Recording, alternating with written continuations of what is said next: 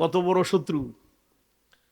আল্লাহ রসুল বলছেন যে আল্লাহ তাআলা আমার ভাই মূসা আলাইহিস সালামকে একটা ফেরাউন দিয়েছেন, আর আমাকেও একটা ফেরাউন দিয়েছেন। তা আমার ফেরাউনটা হযরত মূসা আলাইহিস সালামের ফেরাউনের চাইতেও বড়। হযরত মূসা আলাইহিস সালামের ফেরাউন মৃত্যুর সময় ঈমান আনার চেষ্টা করছে, মৃত্যুর সময় ঈমান আনার চেষ্টা করছে না, কিন্তু আল্লাহ পাক আমাকে যে ফেরাউনটা দিছেন, এই মরণের সময় সে বলছে যে তোমাদের নবীকে সারা জীবন আমি যত ঘৃণা করছি, মরণের সময় এর চাইতে বেশি ঘৃণা করতে করতে মরছি। নাউজুবিল্লাহ। তাহলে ফেরাউনের চাইতে আবু জেহেল বড় কাফের না? এই আবু জেহেল মিটিং ডাকছে, মক্কার যত বড় বড় মাথাওয়ালা জ্ঞানী মানুষ সবাইকে ডাকা হলো। সবাই যখন একত্রিত হলো, আবু জেহেল বললেন কিছু পরিকল্পনা নিতে হবে। আল্লাহ পাকের একটা বাতি আছে, এই বাতিটাকে নিভিয়ে দেওয়ার পরিকল্পনা নিতে হবে। আমরা আজকে মিটিং এ বসলাম, এই মিটিং এর মধ্যে একজনকে সভাপতি বানাবো, সভাপতি ফাইসালা দিবে। সভাপতি কে হবেন? তারা পরামর্শ করতেছে কাকে বানানো হবে সভাপতি। একজন বললেন আমাদের মধ্যে সবচাইতে বেশি বয়স্ক এবং সবচাইতে বেশি জ্ঞানী ওলীদ বিন মুগীরা, তিনি হবেন সভাপতি। সভাপতি বানানোর সময় কয়টা জিনিস খেয়াল করা হয়? বয়স বেশি, জ্ঞান বেশি। বয়স বেশি, জ্ঞান বেশি। ইসলামও এটাকে সাপোর্ট করে। বয়স্ক মানুষের দাম আছে কিনা বলেন? জ্ঞানী মানুষের দাম আছে কিনা? ইসলামের কাছে বয়স্ক মানুষের, মুরব্বী মানুষের অনেক দাম, জ্ঞানী মানুষের অনেক দাম।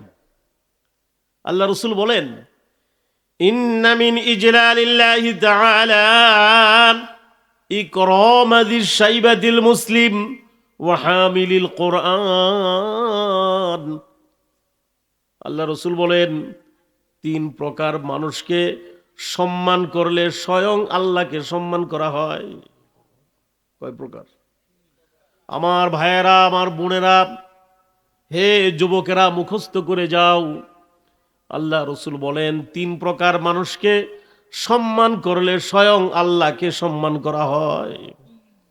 এক নাম্বার হলো বৃদ্ধ মুসলমান, মুরব্বী।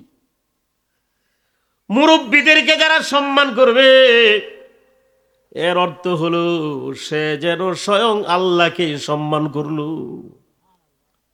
একটা মানুষ বয়স্ক হয়েছে, বুড়া মানুষটাকে দেখে তুমি যদি দাঁড়ায়া যাও, বুড়া মানুষটাকে দেখে যদি একটু ইজ্জত করো, বাসে গাড়িতে একজন বয়স্ক মানুষ দেখে যদি সিটটা ছেড়ে দাও, চায়ের দোকানে একজন মুরব্বী ঢুকছে, মুরব্বীকে দেখে যদি চেয়ারটা তুমি খালি করে দাও, অনেক যুবকরা আছো বিড়ি সিগারেট খাও, মুরব্বীকে দেখে যদি লুকায় ফেলো, হ্যাঁ, একটু ইজ্জত করলাম। তোমার দাদার বয়সের, বাবার বয়সের অথবা চাচার বয়সের একজন মুরব্বীকে দেখে তুমি যদি কি ইজ্জত করো, আমার প্রিয় নবী বলেন সে যেন আল্লাহকেই ইজ্জত করলো। সুবহানাল্লাহ বললেন না? দুই নাম্বার ওয়াহামিলিল কোরআন গায়রিল গালি ফিহি ওয়াল জাফি আনহু। সঠিক পথে পরিচালিত কোরআনের বাহক, অর্থাৎ আলেম ওলামা। আলেম ওলামা, আলেম ওলামাকে যারা ইজ্জত করবে, তারা যেন স্বয়ং আল্লাহকেই ইজ্জত করলো। একজন আলেম দেখলেন, একজন আলেম, আপনি ভাববেন তার সিনার মধ্যে আল্লাহ পাক কোরআন দিয়েছেন, হাদিস দিয়েছেন। একজন আলেম, একজন আলেম দেখার পরে আপনার যদি শ্রদ্ধা লাগে, দিল থেকে যদি মহব্বত আসে, এই আলেমকে আপনি যদি সামান্য ইজ্জত করেন, আমার নবী বলেন তুমি যেন আল্লাহকেই ইজ্জত করলি। 3 নাম্বার, ন্যায়পরায়ণ শাসক। ন্যায়পরায়ণ শাসক দেশেরও হতে পারে। তাহলে আপনি বলেন কি বলা যায়? ওলীদ বিন মুগীরা শেষ পর্যায়ে দাঁড়ালেন, বললেন শোনো, একটা পলিসির কথা বলি যেটা কার্যকর হওয়ার সম্ভাবনা আছে।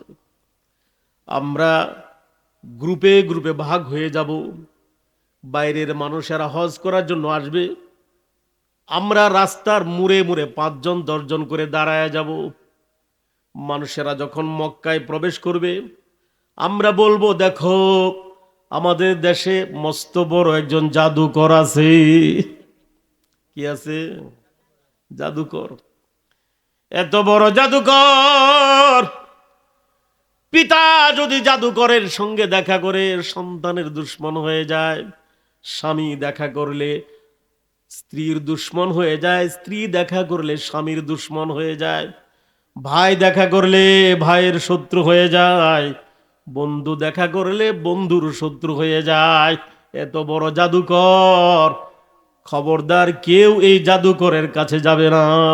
আমাদের দেশে মস্ত বড় একজন জাদুকর আছে, আমরা সবাই মিলে বলতে থাকবো আমাদের দেশে মস্ত বড় একজন জাদুকর আছে, কেউ এই জাদুকরের কাছে যাবে না।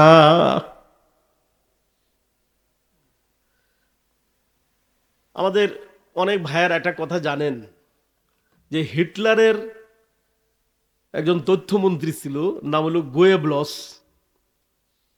গোয়েবলসের একটা তত্ত্ব যে একটা মিথ্যা কথাকে হাজার মুখ থেকে যদি হাজার হাজার বার বের হয়, মিথ্যাটাও সত্যে পরিণত হয়ে যায়। আমরা অনেকে মনে করি এই তত্ত্বের আবিষ্কারক হিটলারের তথ্যমন্ত্রী গোয়েবলস, মূলত এই তত্ত্বটা গোয়েবলস আবিষ্কার করছে না, এই তত্ত্ব আবিষ্কার করছে ওলীদ বিন মুগীরা। ওলীদ বিন মুগীরা যে একটা মিথ্যা কথা শত মুখ থেকে হাজারবার বলবো, এটা সত্যে পরিণত হয়ে যাবে। হজের সময় হয়েছে, 5 জন 10 জন করে গ্রুপ করা হলো, মক্কার মুড়ে মুড়ে দাঁড়ায় গেল, বাইরের মানুষেরা আসতেছে, আর তারা কাছে গিয়া বলে ও লোকেরা হজ করতে আসছো, তোমরা তোয়াফ করবা, কাবা ঘরের তোয়াফ করবা, সাফা মারওয়াই সাই করবা, মক্কার বড় বড় পাহাড় দেখবা, মক্কার অলিগলি দেখবা, সব কিছু ঘুরে ঘুরে দেখবা। কিন্তু খবরদার আমাদের দেশে মস্ত বড় একজন জাদুকর আছে, নাম মুহাম্মদ সাল্লাল্লাহু আলাইহি ওয়াসাল্লাম। সবাই বলি নাউজুবিল্লাহ।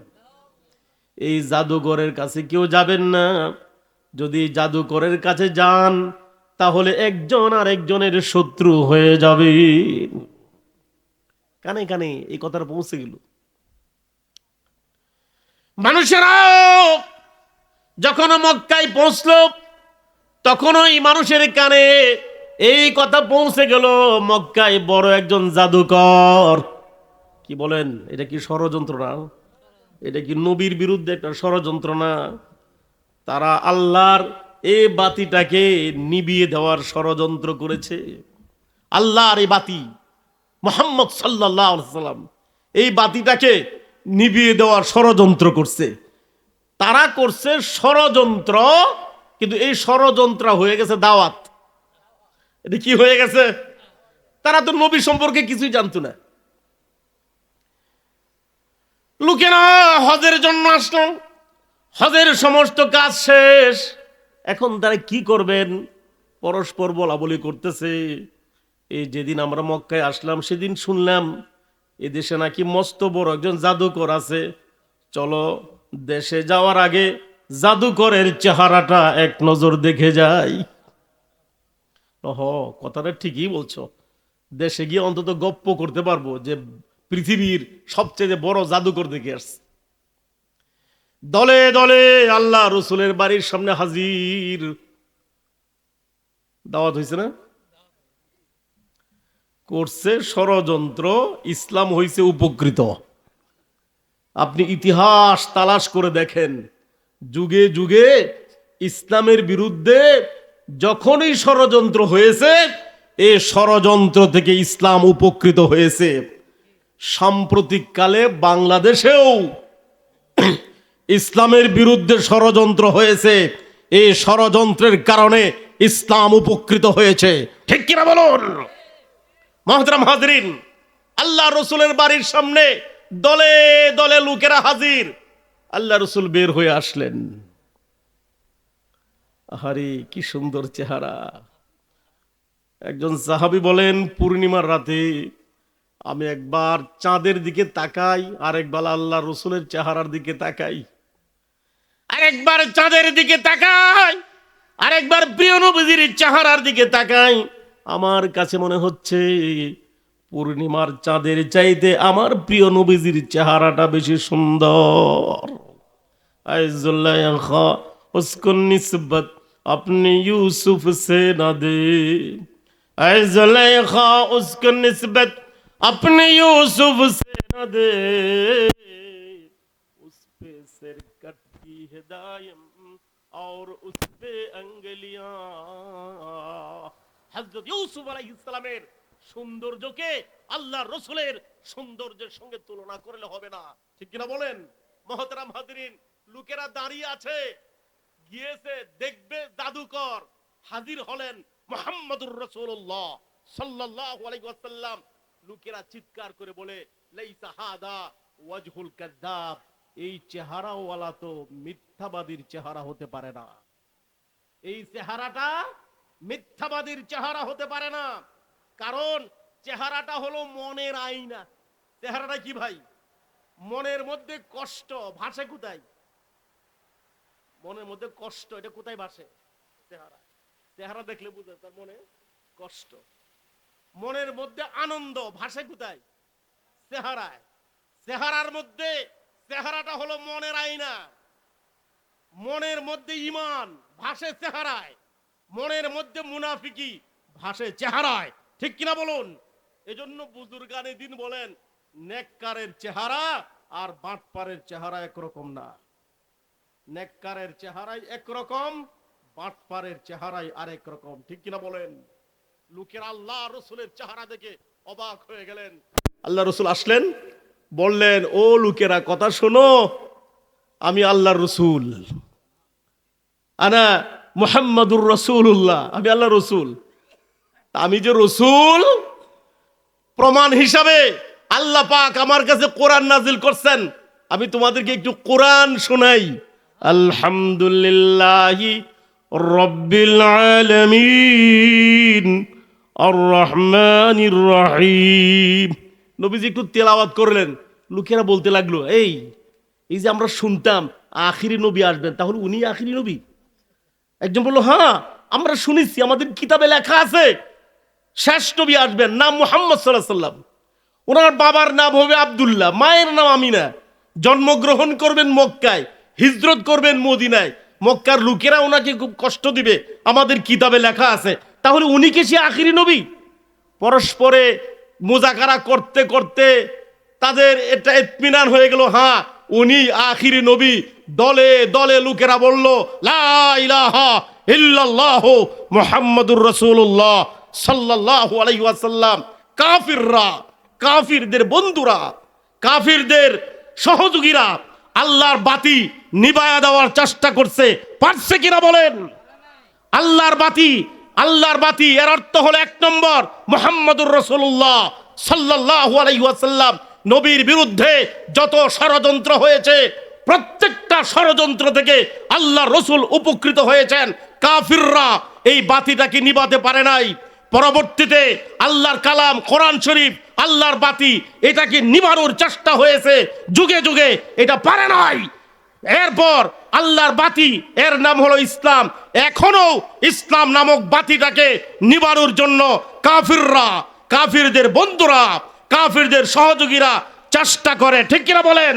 কিন্তু আল্লাহ পাকের ওয়াদা হলো আল্লাহু মুতিম্মু নূরিহি ওয়ালাউ কারিহাল কাফিরুন, আল্লাহ পাক তার বাতিকে প্রজ্বলিত করবেনই কাফিরদের যতই অপছন্দ হোক। ঠিক কিনা বলেন? পৃথিবী কয় ভাগে বিভক্ত?